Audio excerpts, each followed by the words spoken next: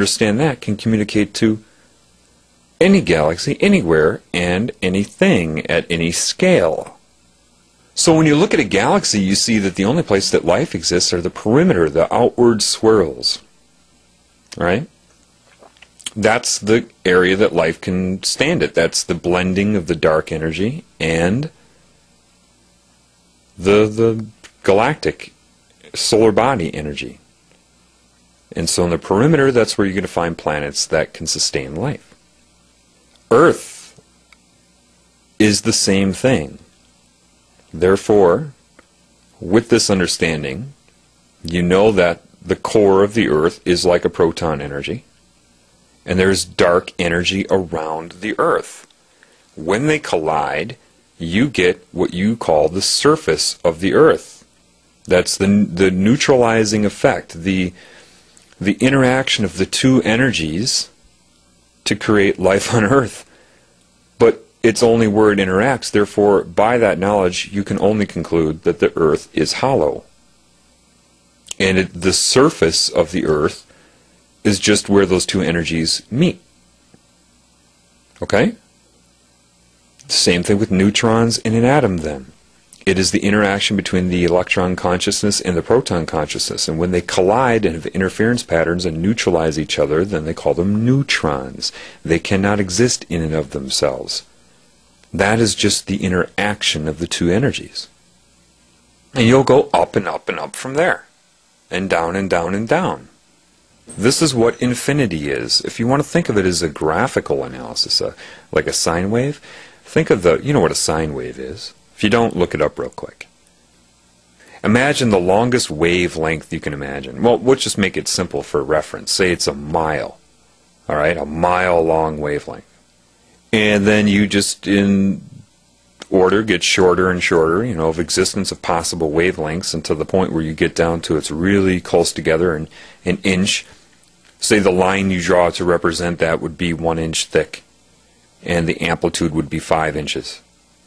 Meaning how high it goes up and how low it goes down. 2.5 above the neutral point and 2.5 inches below, making 5. The node and antinode. Well, if you bring it close together like that, now it's only an inch apart, then a centimeter apart, then a millimeter apart, then a micrometer apart, a nanometer apart, and your line is an inch thick. It's going to look like what? 1 5-inch thick line. Because it's so close together you can't perceive its separation anymore. Now imagine that starting the longest wavelength ever. One huge 5-inch thick line going up and down, and its amplitude would be 5 feet. Going up and down and up and down, and then getting it closer together, so you have these squiggly lines that are going up and down that start to come closer and closer and closer and closer together until what? It's so close together you can only perceive it as a 5-foot thick line. And then that starts going up and down, right? 50 feet up and down, up and down. Bring it together, it's pretty soon the wavelength is so short, frequency, in other words, that becomes a 50-foot thick line. That is scalar jumping, the change in scale. And that is infinity. I don't know if I can tell you to verify this. I've never seen this information anywhere in print or video or lecture or anything. This is given to me from that which I'm interacting with. This is what I'm trying to tell you. They tell you that God is, you know, the Bible, and therefore, you know, you have to be stupid and not question anything and not learn anything. No, the Creator knows all. It creates everything, and it's more than willing to enhance your life and give you knowledge and allow you to maintain individuality. It's what it's all about.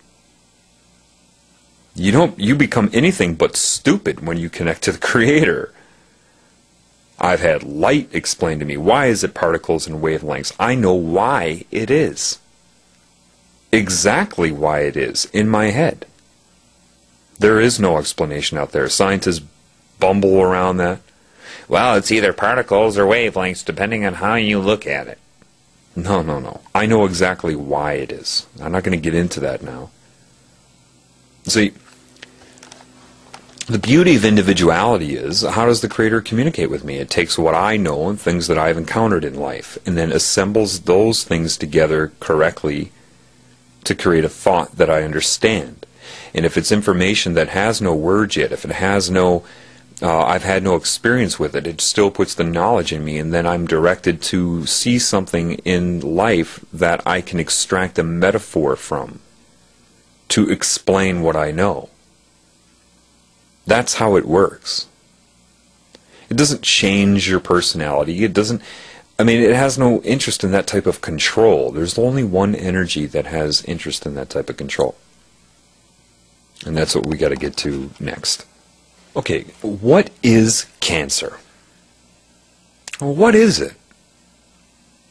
People can assess it, and they can say, well, it can be a virus that inserts an oncogene, which is a cancerous gene in there, or a vibration that triggers the turning on of an oncogene. Or, you could sit in ultraviolet light and, or have some sort of damage done, and there are different repair mechanisms of DNA. You have basic repair, but if the damage is too bad, you have what's called gross repair, and it just starts inserting base pairs of DNA, and sometimes it's incorrect. Usually the cell dies, but occasionally a cancer gene is created. Trauma can create cancer.